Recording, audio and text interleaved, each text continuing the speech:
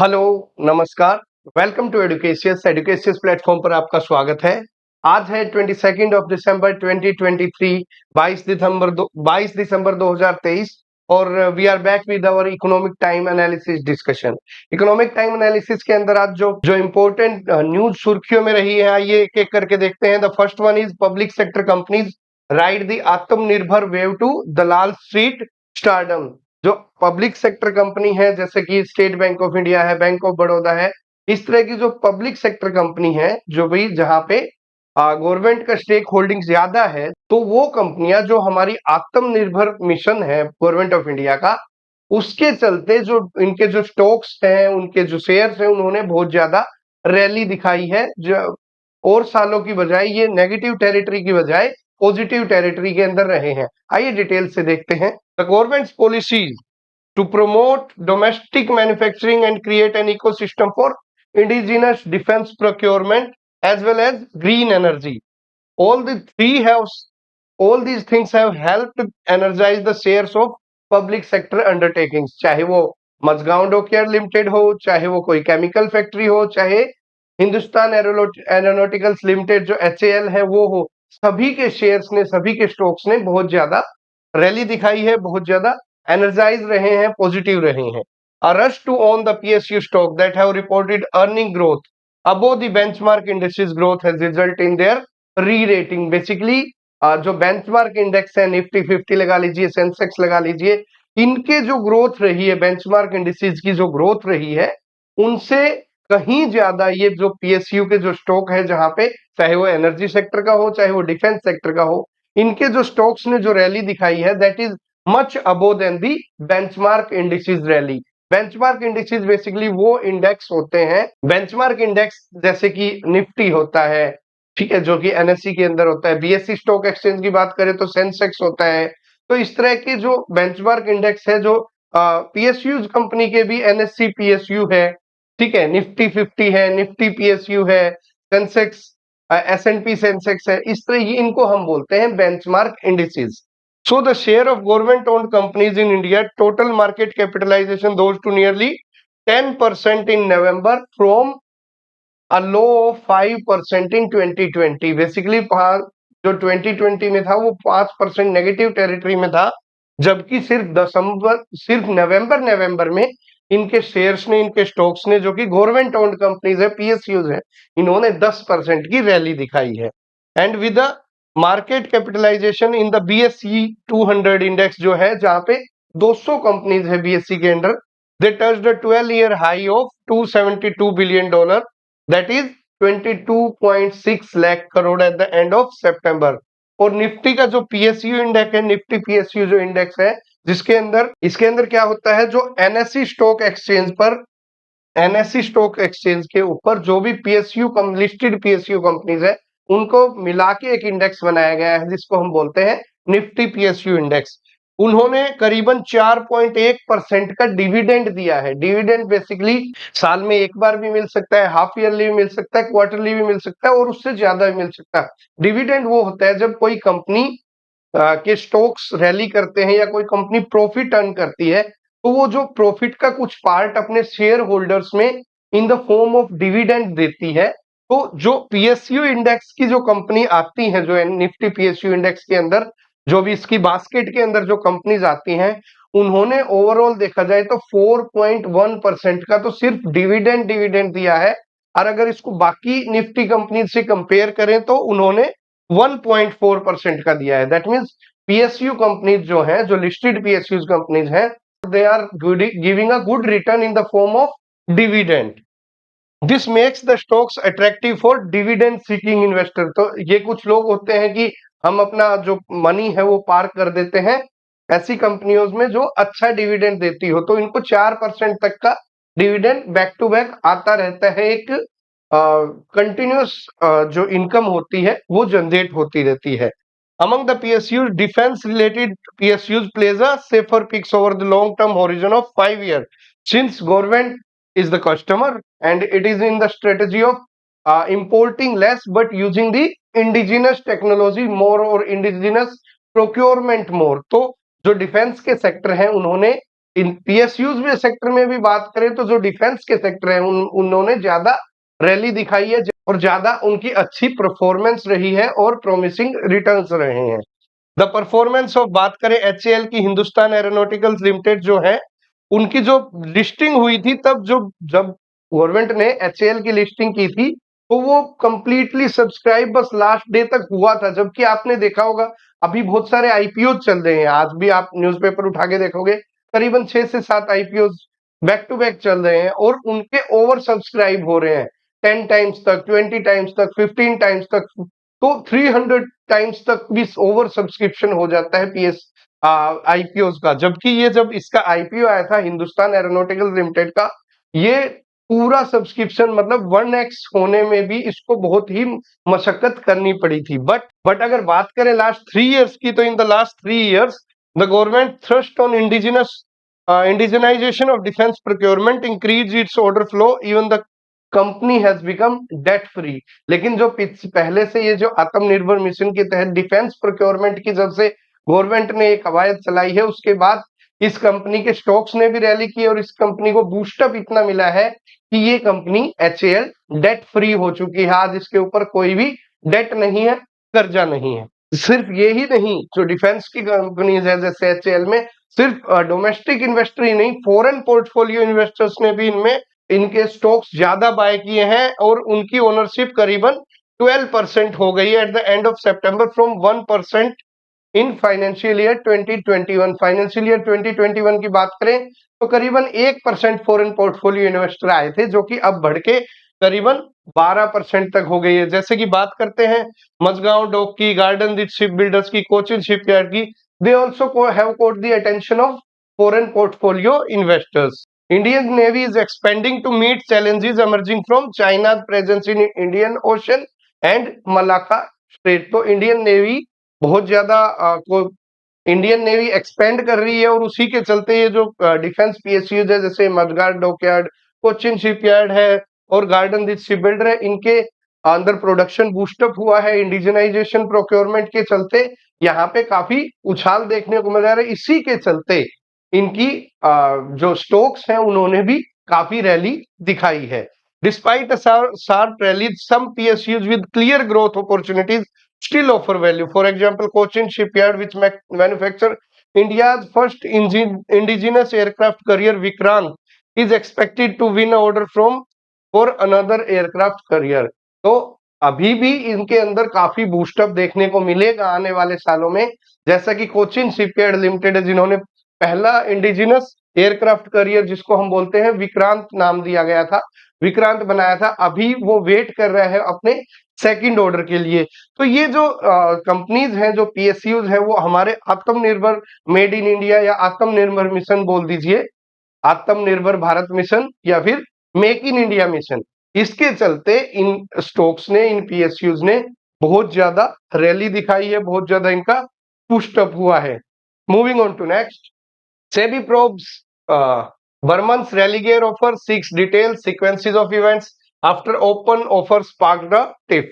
Basically हमने कल देखा था कि कंपटीशन कमीशन ऑफ इंडिया ने भी रेलीगेयर को एक लेटर के थ्रू, एक नोटिस के थ्रू जवाब मांगे थे कि जो बर्मन्स के बीच में और आपके बीच में जो भी कम्युनिकेशन हुई है by whatever means along with आपकी जो ट्रांजैक्शन हुई है, हमें उसकी डिटेल्स चाहिए है। एक स्पेसिफिक पीरियड बताया गया था और अभी सेबी ने भी जो इन्होंने बर्मन्स ने ओपन ऑफर निकाला था शेयर होल्डर्स से, so that they can increase the stake holding in the Religare Enterprises. तो उसके ऊपर भी अभी सेबी ने इंक्वायरी कर रही है, सेबी उसके ऊपर इंक्वायरी कर रही है कि ये जो ओपन ऑफर निकाला गया था, ये regulatory condition, regulatory terms and condition के हिसाब से था, as per rules and regulation था, या इसके अंदर कोई कमियां या खामियां थी। तो SEBI is enquiring into the open offer made by the Relegare's largest shareholders, that is Burman family, to the public shareholder of the financial service company, which triggered a spat with the current Religare management। Basically आपने देखा था, हम ये third fourth time discuss कर रहे हैं कि रेलीगेयर के जो रश्मि सलूजा है, जो करंट अभी मैनेजमेंट को हेड कर रही है, रश्मि सलूजा और बर्मन फैमिली के लिए उस रेलीगेयर एंटरप्राइज के कंट्रोल को लेके, मैनेजमेंट के कंट्रोल को लेके काफी इन दोनों में काफी टाइम से इंटरनल राइवलरी चल रही है और अभी जिसके चलते दोनों ही साइड एक दूसरे पे एलिगेशंस लगाते रहे हैं। अभी से भी अभी बर्मन फैमिली जो कि डाबर ग्रुप का मालिक है, जो कि डाबर ग्रुप के मालिक हैं, तो बर्मन फैमिली ने अपनी शेयर होल्डिंग बेसिकली सबसे पहले अप्रैल 19 2018 के अंदर उन्होंने सबसे पहले रेलिगेयर के अंदर अपनी शेयर होल्डिंग एक्वायर की थी। उसके बाद अभी उन्होंने 25 सितंबर को इसके शेयर होल्डर से ओपन ऑफर के थ्रू 22% और स्टेक होल्डिंग लेने के लिए और अभी ओपन ऑफर निकाला था। तो इनके स्पोक्स पर्सन से बात की गई तो इन्होंने बताया कि we are confident that SEBI will examine all the aspects of the open offer की ओपन ऑफर एक सेबी एक रेगुलेटर है, तो हमने अपनी शेयर होल्डिंग बढ़ाने के लिए कंपनी में हमने ओपन ऑफर निकाला था, क्योंकि 25% से ज्यादा अगर कोई किसी कंपनी में आपके स्टेक हो जाते हैं तो आप सेकेंडरी मार्केट की बजाय आपको ओपन ऑफर के थ्रू ही उसकी शेयर स्टेक होल्डिंग बढ़ानी पड़ती है उस कंपनी के अंदर।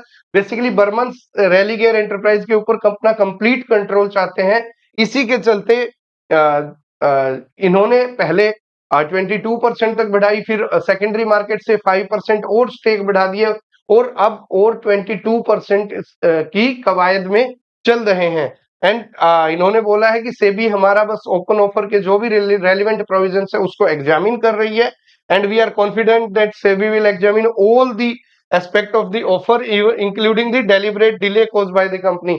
इन्होंने लगाया था कि रश्मि सालूजा जो हम अपना ओपन ऑफर निकाल रहे हैं उससे रिलेटेड जो मैनेजमेंट की तरफ से हमें कुछ रिक्वायरमेंट चाहिए होती है, कुछ डॉक्यूमेंटेशन चाहिए होती है, तो रश्मि सलूजा वो और बोर्ड के जो मेंबर्स हैं वो इसके अंदर हमारे बीच में एक ब्लॉकेज का काम कर रहे हैं, हमारे को टांग लगा रहे हैं, टांग अटका रहे हैं और हमारे को ये ओपन ऑफर जाने में बड़ी कठिनाइयां हो रही हैं। तो बर्मन फैमिली कह रही है कि सेबी अभी डिसाइड करेगी कि weather some irregularity was there और नॉट। बेसिकली अगर इनकी टाइमलाइन देखें तो अप्रैल 19 2018 के अंदर Burman subscribe to Religare share warrants. Basically इन्होंने सबसे पहले शेयर वारंट्स के थ्रू, शेयर वारंट्स हम अलग वीडियो के अंदर देखेंगे जिसके अंदर हम share warrant, debenture, stock, dividend, ये सारी complete terms related to this capital market हम कवर अप करेंगे उसके अंदर। तो 19 अप्रैल 2018 में इन्होंने सबसे पहली शेयर होल्डिंग ली थ्रू शेयर वारंट्स। उसके बाद अगस्त 2023 तक इनके पास करीबन 22% स्टेक हो गया था रेलिगेयर एंटरप्राइज के अंदर बर्मन फैमिली का। सितंबर 25 को they plan to acquire 5% more and they make open offer. तो इन्होंने ओपन ऑफर निकाला 5% और करने के लिए। Religare independent director allege the fraud by the family. Religare के जो इंडिपेंडेंट डायरेक्टर हैं जिनके अंदर एक रश्मि सलूजा है, वो कह रहे हैं कि जो बर्मन फैमिली है उन्होंने फ्रॉड किया है। And Burmans point to trades by Religare chair Rashmi Saluja, और बर्मन्स उन रश्मि सालूजा के ऊपर एलिगेशंस लगा रहे हैं कि ये हमारे ओपन ऑफर के बीच में, सो दैट इसका कंट्रोल ना छूट जाए रश्मि सालूजा का, इसलिए हमारे को ओपन ऑफर में जाने से परेशानियां खड़ी कर रही है। एंड दिसंबर 8 को अभी हमने देखा ही था कि सीसीआई ने इंफॉर्मेशन मांगी है रेलिगेयर्स के और बर्मन के जो आपस के अंदर इनके इश्यूज हैं और जो इनकी कम्युनिकेशंस हुई हैं उनसे related competition commission of India ने भी इनसे बर्मन फैमिली के ओपन ऑफर के ऊपर कुछ सवाल जवाब मांगे हैं, जिनका जवाब रेलिगेयर एंटरप्राइज ने ऑलरेडी दे दिया है। अभी देखते हैं, अभी आज सेबी ने भी इसके ऊपर कोई इंक्वायरी कर रही है, देखते हैं आने वाले समय में बर्मन्स का क्या फ्यूचर रहता है in relation to Religare Enterprises. Moving on to next, sovereign fund moving early into next gold rush. आपने देखा है जो सॉवरेन वेल्थ फंड होते हैं, जैसे किसी भी नॉर्वेयन कंट्री का जो एक सॉवरेन देश हमारे यहाँ पे इन्वेस्ट करता है, अपनी वेल्थ को हमारे यहाँ पे इन्वेस्ट करता है in by what ever means, by way of bond, by way of equity, तो उसको बोलते हैं सॉवरेन वेल्थ फंड्स। तो अभी जो सॉवरेन वेल्थ फंड है उन्होंने हमारी इक्विटी मार्केट के अंदर बहुत ज्यादा इन्वेस्टमेंट दिखाई है। Over the past 3 years the governments the global sovereign wealth fund has steadily increased their investment in Indian equities. Basically, these institutional investors are taking a long-term view of the target market. So basically, इन्होंने एक long-term perspective से Indian equities के अंदर अपनी investment की है। Their investment horizon may also offer a perspective to investors concerned over the rising benchmark indices and whether the rally can be sustained in the medium to long term। अभी आपने देखा होगा कि जो बेंचमार्क इंडिसेस हैं, चाहे वो Nifty 50 हो, चाहे वो सेंसेक्स हो, चाहे वो फिन निफ्टी हो, सभी जो बेंचमार्क इंडिसेस हैं सभी बहुत ज्यादा रैली दिखा रहे हैं और अपने लाइफ टाइम हाई को छू गए हैं। तो बेसिकली एक ये भी माना जा रहा है कि जो सॉवरेन वेल्थ फंड है, इन्होंने एज एन इंस्टीट्यूशनल इन्वेस्टर हमारे जो स्टॉक्स के अंदर, हमारे जो शेयर्स के अंदर ह्यूज इन्वेस्टमेंट की है, उसकी वजह से भी हमारे स्टॉक्स, हमारे बेंचमार्क इंडिसेस बहुत ज्यादा रैली कर रहे हैं। और जो एनालिस्ट है वो मान दे कि medium to long term horizon को देख के ही हमारे ऊपर, हमारे इक्विटीज के अंदर इन्वेस्टमेंट की जा रही है। A case in point is India's electronic manufacturing sector. जो इलेक्ट्रॉनिक मैन्युफैक्चरिंग सेक्टर है उसके अंदर ह्यूज इन्वेस्टमेंट हो रही है, क्योंकि हमारा जो इंडिया है वो 5% वर्ल्ड का इलेक्ट्रॉनिक मार्केट का कंजम्पशन करता है, जबकि हम प्रोडक्शन करते हैं सिर्फ और सिर्फ 2% का। We are the 5% global consumer of the electronic segment, but we are the producer of only 2%। तो इस सेक्टर में आने वाले समय में बहुत ज्यादा संभावनाएं हैं, और इन्हीं संभावनाओं को देखते हुए sovereign wealth fund EWS sector, EMS sector, जिसको हम इलेक्ट्रॉनिक मैन्युफैक्चरिंग सर्विसेज सेक्टर के अंदर इन्वेस्टमेंट कर रहे हैं। जैसा कि एक एनालिस्ट सीसा के द्वारा बताया गया कि इंडिया की इलेक्ट्रॉनिक मैन्युफैक्चरिंग सेक्टर की जो मार्केट है, that will likely to grow at 22%, 22% तक नेक्स्ट डिकेड के अंदर उसके अंदर उछाल देखने को मिलेगा। और फाइनेंशियल ईयर 30s के अंदर और 40s के अंदर ये फिगर टीन्स के अंदर होगी, मतलब 15, 18 इस फिगर को टच करेगी। बेसिकली इंडिया फाइनेंशियल ईयर 40 तक चाइना की इलेक्ट्रॉनिक्स मार्केट की इक्विवेलेंट आ जाएगा, जो कि करंटली में चाइना चल रही है। इसी के चलते जो नॉर्वेन की गवर्नमेंट है, जो current नॉर्वेन governments global pension fund, जो उनका नॉर्वेन गवर्नमेंट का ग्लोबल पेंशन फंड है, जो कि सॉवरेन वेल्थ फंड है, उन्होंने कहा that is an anchor investor. वो कहाँ पे उन्होंने इन्वेस्ट किया है? वो इन्वेस्ट किया है हमारी किनीज टेक्नोलॉजी। आईपीओ जब आया था किनीज टेक्नोलॉजी का, उस समय जो नॉर्वेन गवर्नमेंट का जो पेंशन फंड था वो एंकर इन्वेस्टर था किनीज टेक्नोलॉजी के अंदर। ये एक मशहूर बेस्ड ईएमएस कंपनी है, जो कि नवंबर 2022 में आईपीओ में आई थी। That anchor investment has so far earned a 4-fold profit. जब से इन्होंने इन्वेस्टमेंट की है किनीज टेक्नोलॉजी में, इनकी जो इन्वेस्टमेंट रही है एज एन एंकर इन्वेस्टर, वो 4 गुना तक बढ़ गई है। That has multiplied 4 times. और इसी के चलते इन्होंने जो अपना स्टार्टिंग में 1% स्टेक था वो बढ़ा के सेकेंडरी मार्केट परचेजेस करके 1.9% अभी कर दिया है सितंबर 2023 तक। इसकी किनीज टेक्नोलॉजी के अंदर नॉर्वेन गवर्नमेंट की जो 4-fold प्रॉफिट हुआ, 4-fold इंक्रीज हुआ वेल्थ के अंदर, उसी को देखते हुए, उसी को एज अ बेंचमार्क समझते हुए इन्होंने एक और इन्वेस्टमेंट की, जो कि स्टेक लिया किसका? सिरमा एसजीएस का 1.8% स्टेक ले लिया सिरमा एसजीएस का, जो कि किनीज टेक्नोलॉजी की एक पीयर कंसर्न कंपनी है। और जो सिरमा एसजीएस कंपनी है, उनका 1284 करोड़ फाइनेंशियल ईयर 2021 के अंदर से बढ़ के 2092 करोड़ हो गया फाइनेंशियल ईयर 2023 के अंदर। मतलब ये सेक्टर बहुत ज्यादा इंक्रीज हो रहा है, बहुत ज्यादा तरक्की कर रहा है। इसीलिए जो बाहर के फॉरेन के जो बॉन्ड है, चाहे वो सिंगापुर की गवर्नमेंट हो, चाहे वो नॉर्वेजियन गवर्नमेंट हो, through their sovereign wealth fund they are investing heavily into our equity markets. And the forerunner is the EMS market, electronic manufacturing service sector. बात करें अभी 2023 की, अगर देखें कि जो हमारे सोवरेन वेल्थ फंड थे, वो जो भी हमारे आईपीओज आए, बहुत सारे आईपीओज के अंदर वो एज एन एंकर इन्वेस्टर थे, और उन्होंने बहुत ज्यादा ह्यूज इन्वेस्टमेंट की थी। जैसे कि नॉर्वेजियन गवर्नमेंट ने pension fund, Abu Dhabi investment authority ने भी 5.23% एंकर इन्वेस्टमेंट की। किसमें? होनासा कंज्यूमर, जो कि मामा अर्थ ब्रांड है, उसकी जो पेरेंट कंपनी है दैट इज होनासा कंज्यूमर, उसके अंदर नॉर्वेजियन गवर्नमेंट ने भी, और अबू धाबी की जो इन्वेस्टमेंट अलायंस है, इन्वेस्टमेंट अथॉरिटी है, उन्होंने भी करीबन 5.23% ईच एंकर इन्वेस्टमेंट की है।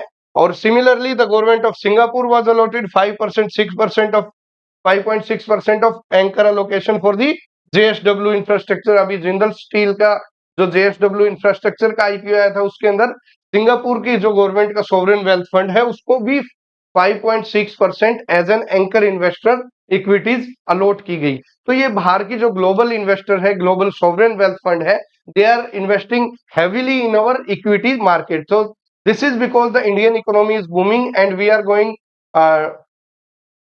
multiplying day by day in terms of our economic development. Moving on to next, Karnataka plans to end labour exemption to tech firms.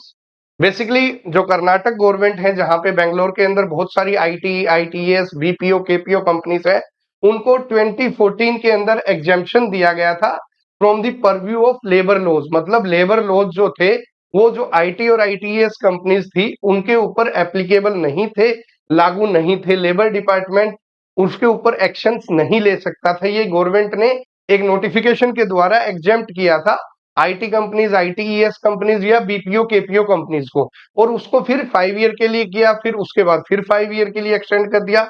अभी लेकिन जब गवर्नमेंट चेंज हुई है तो जो गवर्नमेंट ने ये डिसाइड किया है कि क्योंकि बहुत ज्यादा lay off, retrenchment, lay off basically होता है कि आप काम पर आते हो, आपको कंपनी में घुसने नहीं दिया जाता, आपकी आईडी ब्लॉक कर दी जाती है और आपको काम नहीं दिया जाता though you were present on the premises of the factory और प्रीमाइसिस ऑफ द कंपनी।